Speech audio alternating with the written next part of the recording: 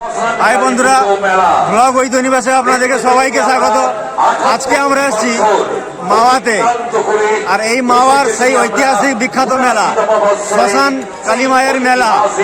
আর আমি আজকে এসেছি পুজো দিতে, এবং এই মেলায় এক ঐতিহাসিক যেসব ঘটনাগুলো ঘটে, যেমন গণবিবাহ এবং মেলার অনেক কিছু আকর্ষণ আছে, আপনাদের সামনে তুলে ধরবো।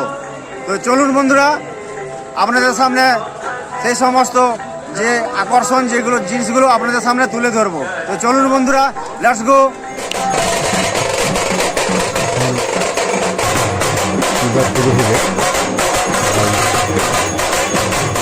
হলো এবং দেখতে পাচ্ছেন ঘোরানো হলো সারা রাত্রি পূজা চলবে এবং রাত আড়াইটা থেকে সেই ঐতিহাসিক বাজির কম্পিটিশন শুরু হবে। এইমাত্র ঘর আনা হলো, করলেন।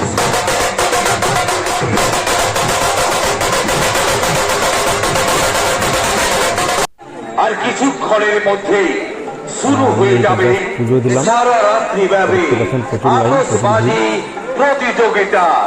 আর কিছুক্ষণের মধ্যেই শুরু হয়ে যাবে আতশবাজি প্রতিযোগিতা। এই শ্মশান কালী মা অনেক জাগ্রত, আর এখন শুরু হলো এই বাজির কম্পিটিশন।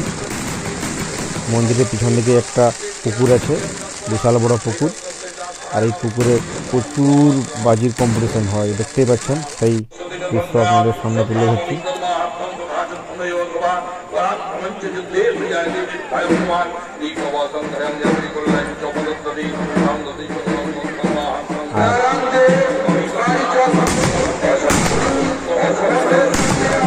নানা রকমের বাজি,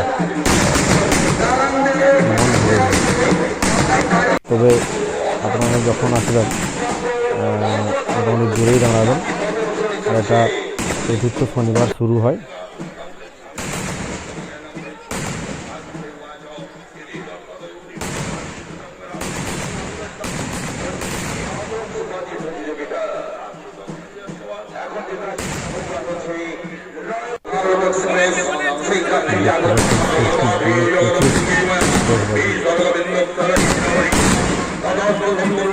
বিভিন্ন রকমের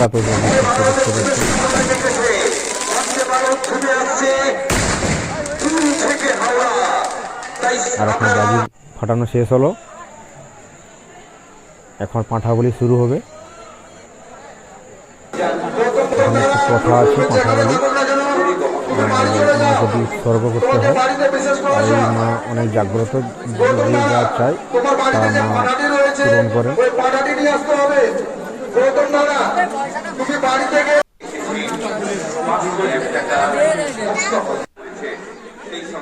আগে এই মন্দিরটি মাটির ছিল, এখন পাকার করেছেন মাওয়া গ্রামবাসী। প্রচুর পাঠানো হয়, আর এখান থেকে পুজোর প্রসাদ অনেকে কেনেন, যে মায়ের পুজো দেন। আর বিভিন্ন রকমের দেখতে পাচ্ছেন বাঁশের জিনিসপত্র। এই হচ্ছেন শ্মশান কালী মা। মন্দিরটা দূর থেকে খুব সুন্দর লাগলো দেখতে, আপনাদেরও অবশ্যই ভালো লাগবে। আর ঠিক তার সামনে প্রোগ্রাম চলছে, অনুষ্ঠান পর্ব চলছে, আর এখানেই গণবিবাহ হয়।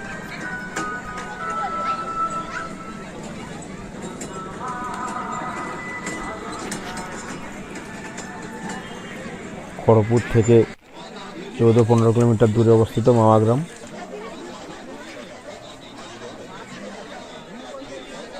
রেশমি 6 নম্বর কোম্পানির পাশেই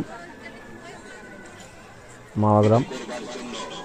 প্রচুর ভিড়, প্রচুর দূর দূরান্ত থেকে লোক আসেন এই মাওয়ার মেলাতে।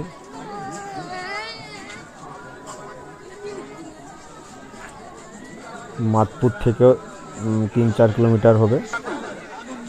মাতপুরের কাছেও পড়ছে এই মাওয়া গ্রামটি, অর্থাৎ মাওয়া মেলাটি।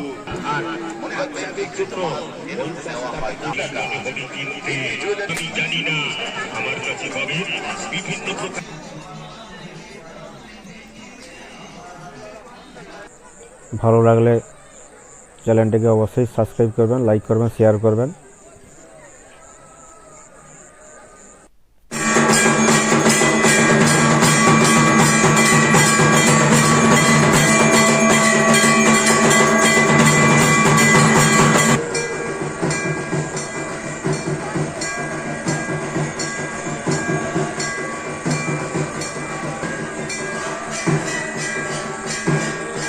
প্রচুর মানুষ পুজো দিচ্ছেন।